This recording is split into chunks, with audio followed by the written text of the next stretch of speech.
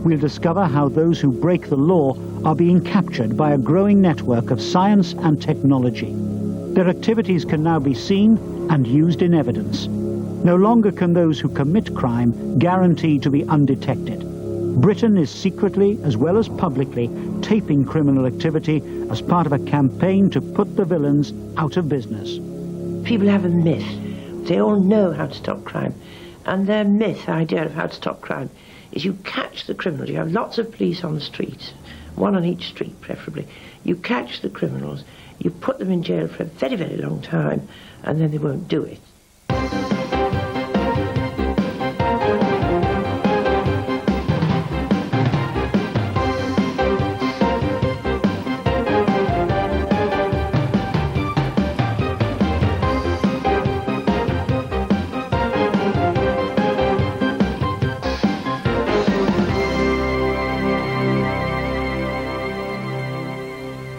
Crime in Britain is carried out by a relatively small number of villains on an even smaller number of victims.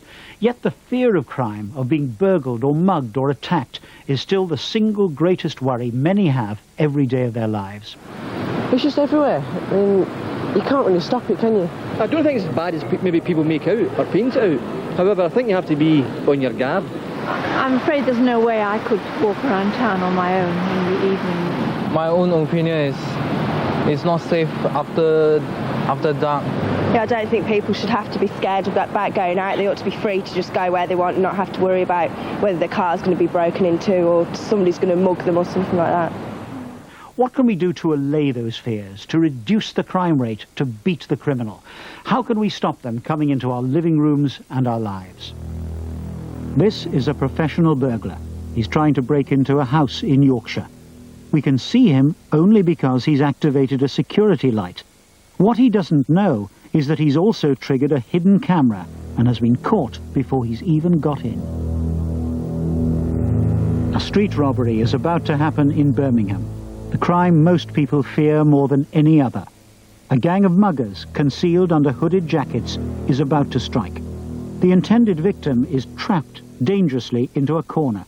No way out. But the police have the muggers on camera and have alerted their own flying squad. The odds have changed. Now for the robbers, there is no escape.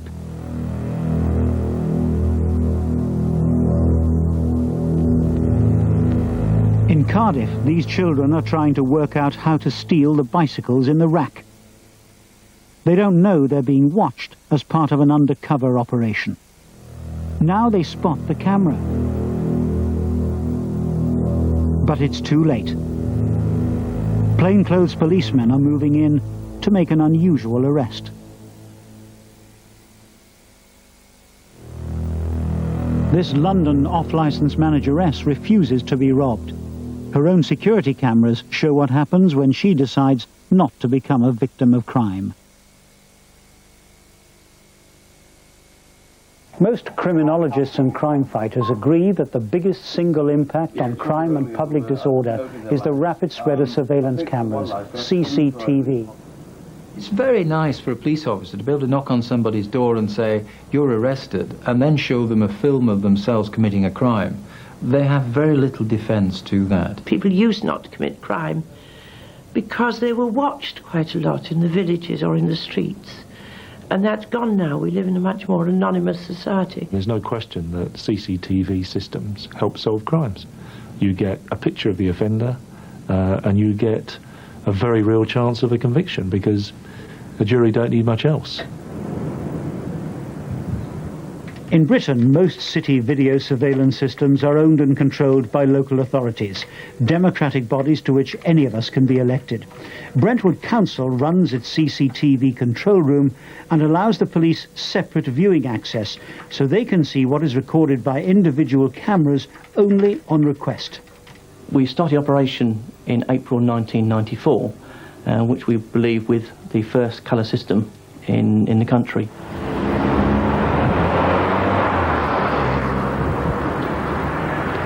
It's reduced crime overall by approximately 40%, and commercial burglary, commercial theft, by a staggering 54%. Whenever an incident takes place, we immediately relay it to a slave monitor, in the police station. The police do not have any control over that monitor, but it's wise for us to keep control because we have the view of all the cameras in the town centre. Surprisingly, even though Brentwood's cameras are visible and well known, those with criminal intentions are still prepared to try their luck. We seem to have a lad on the rooftops on camera 8. The council video centre is not in the same building as the police control room. Communication is by phone. GR53, free for traffic. Can you go to 53 Doddinghurst Road, suspects on premises? As the burglar finally decides to make his move through the back window, the police are already on their way in through the front door. Cameras following their every move.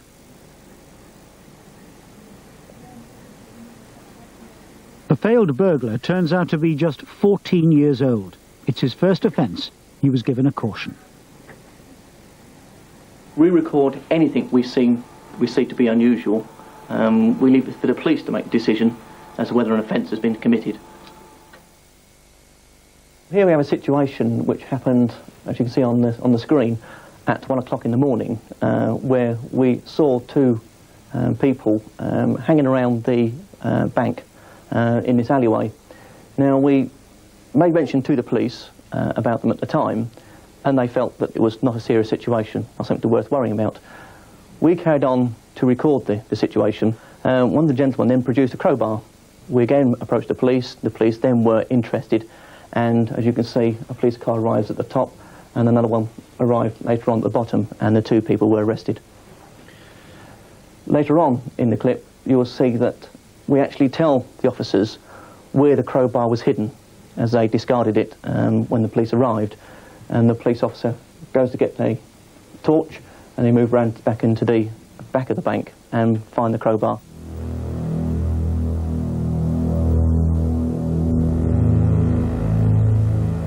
Brentwood's cameras are credited with helping save lives and preventing injury as well. Here, the camera operator has spotted a man carrying a knife. It's just before midnight, and the council has alerted a police patrol, warning them of a possible danger. Obviously, with situations like that, you've got to work together, whereas we get out the car and obviously you've identified the person. We walk over to him, and I actually was doing the talking as such. We couldn't see the knife initially, and they said it's in his right hand, so although he wasn't aggressive towards us, you've always got to be careful for your own personal safety and his safety. I grabbed his right hand and took the knife off him, and then the situation was safe then. You get there, you're aware that there is a knife which we mightn't have been aware of. It does help in certain situations. It's worked in many town centres and in many places. There is an argument, of course, that it simply displaces crime. I don't fully accept that, and as we increasingly get more and more cameras in more and more places, most people are comfortable with it. It's something that police officers have had to think about very carefully. We see the crime prevention aspects of having cameras, which are obvious to us all, but there are also some civil liberties aspects, and yet the public, the vast majority of the public, are saying, we want the security of cameras. We want the security of having cameras around us, watching what we're doing, watching what other people are doing to us.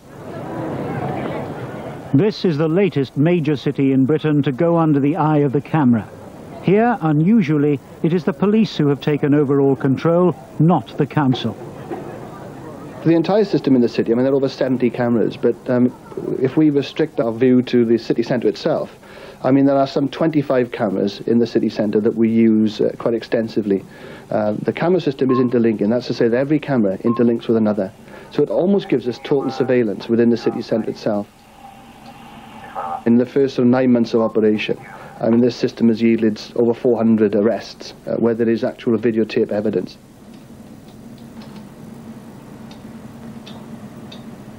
This is an example of an assault outside a nightclub. Obviously this young lad here is somewhat agitated by some incident that's taken place. And what you need to do is watch the man on his left-hand side. And as he leans across, the chap hits him. I mean, the camera operator has seen that. That's recorded. That's evidence. A police unit dispatched has seen that person's arrested. Whereas perhaps before there was a call to a big fight maybe outside a pub, we'd send perhaps 6 or 7 police units. Now, of course, the camera gets it in seconds and realises it's not a big fight. it's a small fight, and perhaps we'll send one unit. That's a far more effective deployment of police officers and the resources we have available to us. This late-night reveller is belligerent and wants a fight. He's about to cross the line between having a good time and a criminal record. His night out is soon to end in violence as he goes for a soft target. A random attack, no apparent motive, no reason.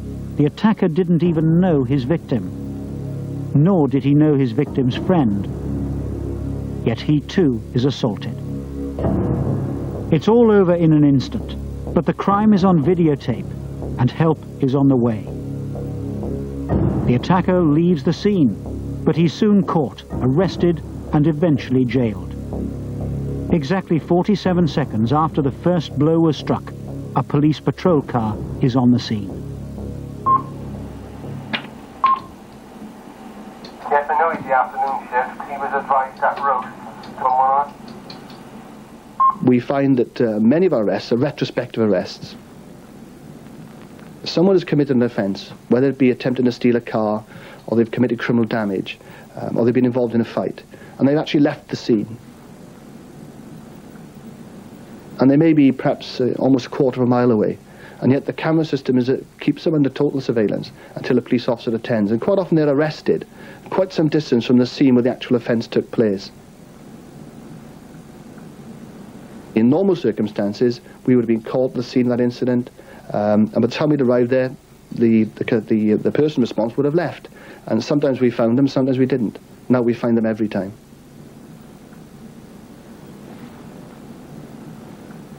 Proving who did it is one thing, but can the cameras also act as a deterrent?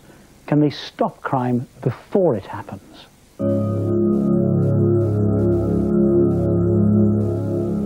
In this case, I mean, the officer's attention, the camera operator's attention is drawn to movement. And that's suddenly the two men here in the screen appear, almost as if from nowhere. Now, it's what, 23 minutes past 3 in the morning, and that's unusual. Now, quite clearly, one is on the right-hand side is quite clearly trying to get into a car, and his friend there on the left-hand side is obviously a bit of a lookout.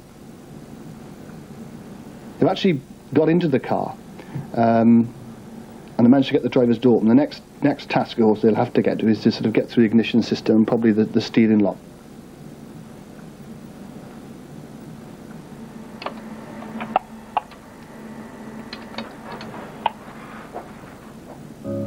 And obviously the camera operator is able to speak to police officers directly on the ground and deploy them to the scene. So as they sort of deal with the problem of the actual lock, and you see now they appear to be having some difficulty with it because they're both trying.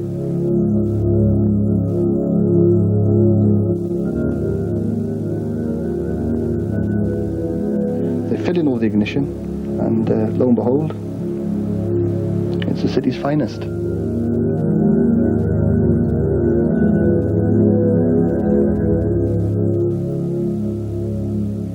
I think that's what you call caught red-handed, isn't it?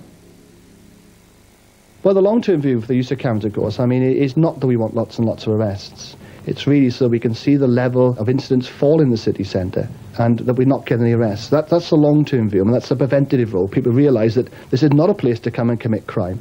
This is not a place to come and engage in antisocial behaviour. But if you do, then the chances that you get arrested and dealt with by the courts is extremely high. It's unusual to find a system of this complexity being operated by police officers. And quite naturally there were some, and still are probably, some public concerns about that. Cameras are more acceptable these days. I mean, our general perception of the role of cameras has changed. However, there must be some very good safeguards to ensure that how we use this system, that we use it in terms of crime detection, crime prevention, and for the benefit of the community in Cardiff, and not for any other purpose. Quite often things can be recorded here, which really are not criminal offences, but could be classed maybe by some people as an infringement on individual sort of private lives. There are obvious dangers, and possibly I wonder whether the solution is the police should not own the CCTV film, and that we should have an independent outfit that's manning the CCTV film, doing it, and then calling the police when there is someone, showing them there. But there must be rules about to whom the CCTV film belongs, for what purposes it can be used, when, and I don't think we've begun to deal with it, and we're going to have to deal with it. Not many planners would place a prime criminal target next door to a prison. This is Wormwood Scrubs in West London, one of our most notorious jails. And within literally 20 feet of these prison walls lies the outer perimeter of one of Britain's largest and busiest hospitals, Hammersmith, a soft target if ever there was one. We get called to hospitals a lot. Same with any public building. You're going to get walk-in thefts, which is very common, burglaries of a night time, because with a hospital there are vast sections of the building that are not used of a night time. You've got laboratories, etc., and the magpie effect of all the criminals coming in, anything shiny, even if they don't know what it is, they'll take some things and find them discarded later, purely because it looked expensive but they don't know what it is. This thief is caught by the Hammersmith cameras stealing not drugs or other valuable equipment, but bandages. When arrested outside, the police found rolls of them stuffed inside his shirt. Trying to reflect back some 30 years ago when I was a young constable on the street, there probably wasn't the need for a security system within hospitals in those days. The hospital seemed to be an area where criminals just wouldn't go to commit crime. There was respect for the nurse in uniform, there was respect for the doctor. Society seems to have changed, and I think what's happening in the hospitals is that we're just mirroring society, and as crime has increased in society, so it's increasing within hospital. 12 o'clock was the last time you remember using it? Yeah, it was. We probably have a more difficult problem than a normal business establishment, in that the premises have to be open. I'm not allowed to. You're not allowed to lock it? No. We just cannot have a regime which is perhaps similar to the prison that we have next door to us. It's got to be a place where there are plenty of exits, plenty of entrances. And in fact, in this particular establishment, we've got 40-odd entrances on the ground floor of the hospital alone. And we can't employ an army of security officers. So therefore, we have to use technology to its best advantage. We have a very comprehensive closed-circuit television system, and we have numerous burglar alarm systems throughout the place, and we have what we term panic alarms, but they're really ways in which staff can call the security service without making an overt action. 6:30 tonight. Some people would say that the best way of doing it is have secret cameras. We say that you've got to be overt in what you're doing, very overt in fact, and we put huge signs up to explain that our closed-circuit television system is video recorded. We tend to get unwarranted visitors predominantly. Again, youth coming in to use maybe the shop facilities or the catering canteens, or to some extent maybe using those as the supposedly legitimate reason for being on site, but historically from our own experience since we've been here, we've found that that's not the only reason for the visit. So obviously we are well aware of the risk to property and hospital equipment, and also the safety of the staff basically. This is an attempted soft crime in progress. Both the cameras and the nursing staff have caught a would-be villain in the act. Over the years, I've noticed the development of security, and certainly over the last 5 years, the profile of the uniformed security officer, the profile of the cameras with CCTV, has certainly improved matters. There is now an organised response to a report of an incident, no matter how trivial, and it's taken seriously, and the staff appreciate, and the patients appreciate, the necessity of having this type of security in the hospital. We've noticed a tremendous decrease in crime. In fact, last year, comparing to the previous year, because we have been keeping statistics, there was a 50% reduction in burglary, which we're very pleased about. And I think it's a question that the message has got across that if you go to the Hammersmith Hospital, there's every likelihood you're going to get caught.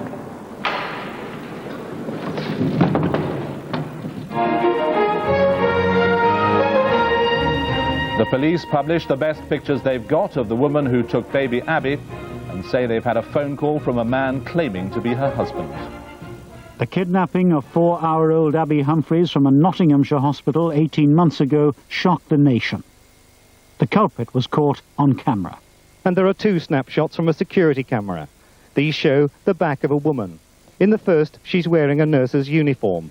In the second, taken 20 minutes later, she's changed clothes and appears to be carrying a baby out of the hospital.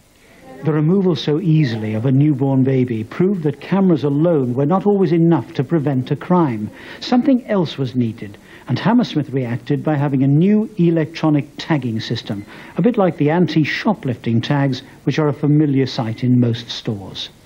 You feel that you can't leave him on his own, but to know that he's tagged, you feel a bit more secure. I mean, you can never be that 100% relaxed or at ease at all times, but to know that he is tagged, yeah. The new measures have dramatically reduced fear in the maternity ward. Baby William is the 5th child Eleanor has had in Hammersmith. Her 4th, Alice, was born here just before tagging was introduced. I feel more relaxed because Alice was born 15 months ago, and I wouldn't even go to the toilet unless my husband or one of my teenagers were here with her. Wouldn't go for a bath. Said if a nurse was taking them anywhere, make sure you go with them. But today I felt quite confident, you know, to go to the loo and everything. So this baby tag enables everyone to rest easy, knowing that if a stranger did try to take a baby out of the ward, this is what would happen.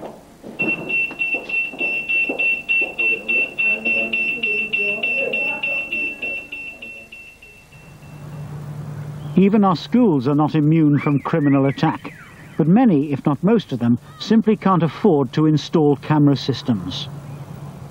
They become the softest of soft targets for the criminal. Protecting the pupils and staff from violence and petty theft is one thing, but as the computer revolution develops, schools now contain tens of thousands of pounds worth of equipment ripe for the taking. This school in Salford, near Manchester, is typical of those which have been forced to retreat behind bars, grills, fences, and even bricked up windows to stop the criminal onslaught. We had a situation where we had ram raiders coming in cars, burning the cars out, and as you can see we've got black spots on the football pitch where the cars were burnt. That meant we had to vacuum clean the pitch in order to continue with the football. So I had a real problem. The fence was being stolen, it was being unbolted, so I felt it was very important to install something as a deterrent. Now, as a child, I remember walking in the forest around London, Epping Forest, and seeing tank traps. And I thought, well, if it worked to stop the Nazis, if they were going to land in England, then it might work for me. These look like ordinary walls, but once upon a time there were windows here. And what we've had to do is actually brick them up. We'd had bars on these windows, but they still managed to break in through the bars and steal the heart of the network. But in the course of my first year here, we had something like £29,000 spent on repairs and maintenance, very often related to vandalism that occurred when we were closed, or the major part of it was theft. Then on top of that, there was all the damage due to the loss of computers, laser printers, that kind of thing. And this has been stolen twice. This is the gubbins that they're all after. It's the chips within this that they're after. I mean, it's crucial that I know that my staff, if I'm really going to believe in them, can come in and get on with the job. They should be able to walk in the door, fire up, ready for a fresh day. I don't want to see them coming in, sweeping broken glass and surveying the scene, filling in theft returns, working on the crime number, that kind of thing. Ron Steele believes he's found a new high-tech chemical crime weapon, one that he hopes will stop the school computer thieves overnight. Inside, the chips are painted with a dye, and that is a tracer system which links the chips to this school. This is our own particular mix. But apart from that, within the infrastructure of this room and other rooms in the school, I have another dye that works very much on a sprinkler system. And what it means is that as soon as somebody enters that room, it's possible for them to trigger off the dye and it showers down on top of them. Their heart's beating, they're sweating, and so anybody hitting them with a microscopic liquid, they can't feel it, they can't see it. It's on their clothes, it's up their nose, it's everywhere.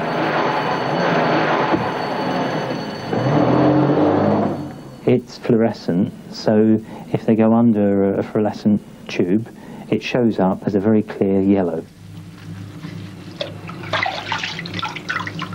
The chemical solution has protein agents.